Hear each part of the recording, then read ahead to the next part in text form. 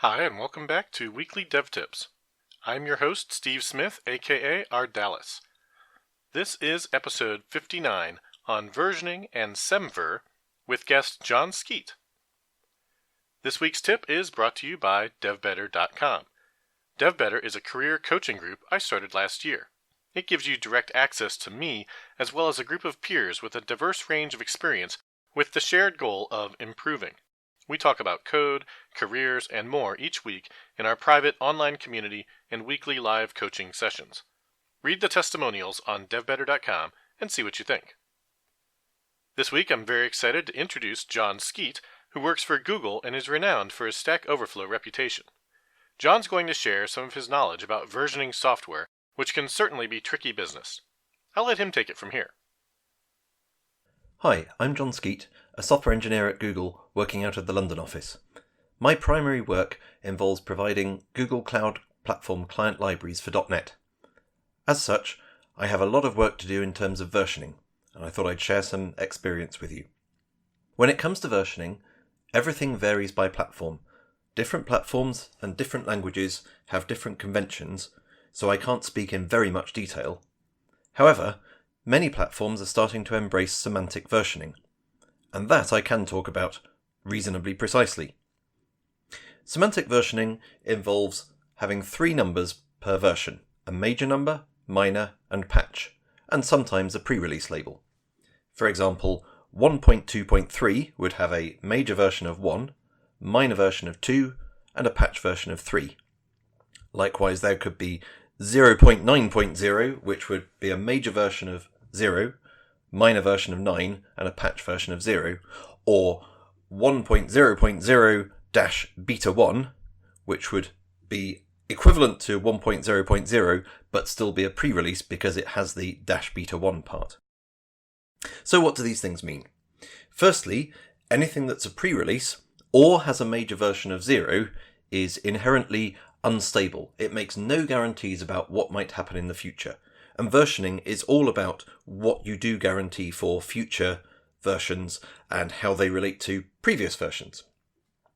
So, we often talk about a package or library having a major version bump, a minor version bump, or just a patch. So for example, going from 1.2.3 to 1.2.4 is just a patch release because the only number that changes is the patch number, whereas 1.2.3 to 1.3.0 would be a minor bump, and 1.2.3 to 2.0.0 would be a major version bump.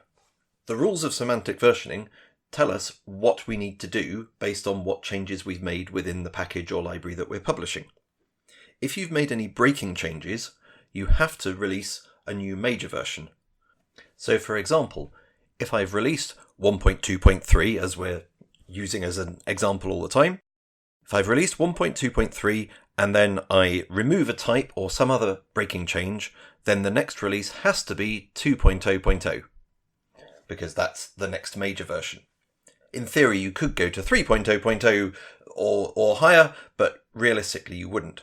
What you can't do is just go 1.3.0. That's only a minor bump, and we've made a breaking change, so it has to be a major bump.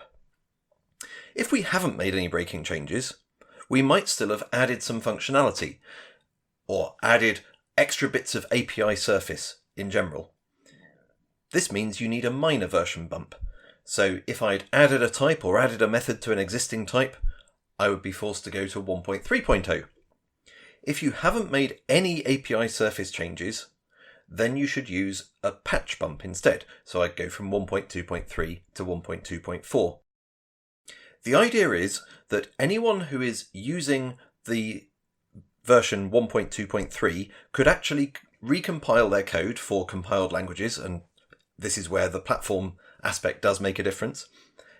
Anyone using 1.2.3 should be able to use any of your patch versions. They may behave slightly differently because there'll be different bugs fixed in different patches, but they shouldn't receive any errors saying, well, the method that you tried to use isn't available. Anything 1.2.x should work. Whereas they shouldn't be able to expect, well, I was using 1.2.3, I'll go back and use 1.1.0, Because there was a minor bump between 1.1.0 and 1.2.0, that meant we added functionality. And if your code is using that functionality, then you can't go backwards a whole minor version and expect it to still work.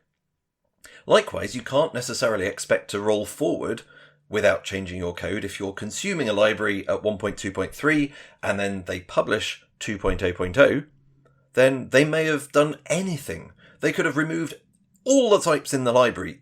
It's entirely, it's not reasonable, but it's entirely valid to release a 2.0.0 that is an entirely empty library. Everything's gone from the previous release. Not useful, but valid. And it's useful to think in terms of the extremes of versioning sometimes. But anyway, the point is that if you're consuming 1 point anything, then you shouldn't necessarily be able to expect to use 2 point anything without code changes. Sometimes it may work. It could be that although there were breaking changes, they didn't affect you, but in general, you shouldn't expect it. So, that's semantic versioning in a nutshell. But life gets a lot harder than that, because I've described things in terms of breaking changes and adding functionality, and that becomes platform specific. So, for example, does making a method that previously existed, and you're not changing the signature, but you're saying, well, it's now going to throw an exception where it didn't before. If that's the only change you're making to a library, what does that count as? A patch version? Or a minor? Or a major? The same code that worked against the previous version may fail. So maybe you'd think that that's a major bump. That seems reasonable. What about going in the other way? That something that used to throw an exception, suppose you pass in a null reference in .NET, now handles a null reference, so it doesn't throw an exception in that case. You might say, well, you're being more lenient with your input, so it's okay for that to be just a patch version. But then people might be relying on that code throwing the exception, so you're back to thinking, well, is it minor, is it major? Who knows?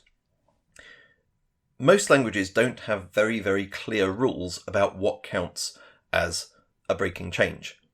There can be other changes like changing a parameter type from a more specific type to a more general type, say from string to object, and that can break binary compatibility in some languages, but not source compatibility. So you might always be able to recompile source, but if you use the same binary that you've already compiled against the old version, it might not work against the new version, for example. Life gets even more complicated when it comes to what are called diamond dependencies. This is where two pieces of code depend on the same library, but different versions of them. And at runtime, in some platforms, you can only have a single version of any given library available. For minor versions, so within the same major version, that should, according to semantic versioning, be okay. If one piece of code depends on 1.2 and another piece of code depends on 1.4, then they should both be able to work with 1.4 because there shouldn't have been breaking changes between 1.2 and 1.4. Sometimes that can get trickier, but it generally works. More difficult is if you've got two pieces of code, one of which depends on 1.2 and the other of which depends on 2.0. At that point, there's no guarantee that they can work together because the code depending on 2.0 won't work with 1.2 and vice versa. I can't give you answers to how to deal with diamond dependencies, how to think about breaking changes in one specific way. What I can do is say, you need to be thinking about this. Be the person on your team who has thought about versioning, both in terms of things you're consuming and things you're producing. Try to do the right thing by your customers and really think about it carefully. Be the person that is consulted by the rest of the team when they're saying, well, I've made this change. What should I do in terms of versioning? Or if they want to say, I need to upgrade this dependency. What does this mean for us? The exact answers will depend on your exact situation. Some languages may make that quite clear, others may leave it really up to you. Either way, think about it, make the decision, take the responsibility. Thanks, John. I definitely learned something from that, and I'm sure many of my listeners did as well. I've added a link to your blog and Twitter profile in the show notes so people can find more from you. That's it for this week. If you want to hear more from me, go to ardalis.com/tips, sign up for a free tip in your inbox every Wednesday. I'm also streaming programming topics on twitch.tv/ardalis most Fridays at noon Eastern Time. Thanks for subscribing to Weekly Dev Tips, and I'll see you next week with another great developer tip.